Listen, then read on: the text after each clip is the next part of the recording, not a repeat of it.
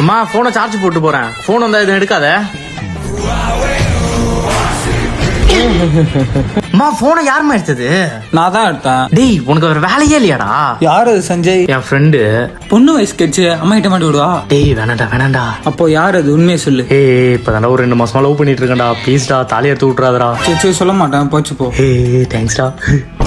டேய் ஆக்ஸ்போர்ட் போடுறா. ஏய் என்கிட்ட நெட் இல்ல போடா. இப்போ நீ ஆக்ஸ்போர்ட் போடுறியா இல்ல லவ் மேட்டர் அம்மா கிட்ட சொல்லுவா? ஏய் ப்ளீஸ் அப்படி சொல்லாதடா. அப்போ மூட்டு ஒழுங்கா ஆக்ஸ்போர்ட் போடு. டேய் எங்கடா போற? கிரிக்கெட் விளையாட போறேன். எனக்கு லைட்டா தலை வலிக்கிற மாதிரி இருக்கே.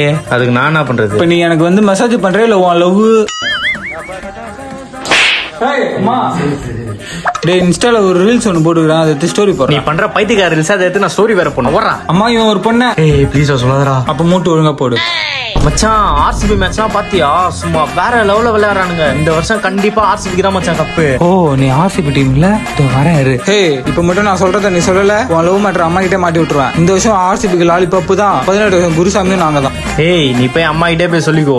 என் லவ்வே போனாலும் பரவாயில்ல, எனக்கு என்னைக்குமே ஆர்சிபி தான் முக்கியம். எப்பயுமே ஆர்சிபி ஃபேன்ஸ்லாம் டீமுக்காக லாயலா இருப்போம். அம்மா இவன் ஒரு பொண்ணு. ப்ளீஸ் ப்ளீஸ் நான் குருசாமி ஆர்சிபியே ஃபேன். நான் லவ் தான் சொல்றேன்.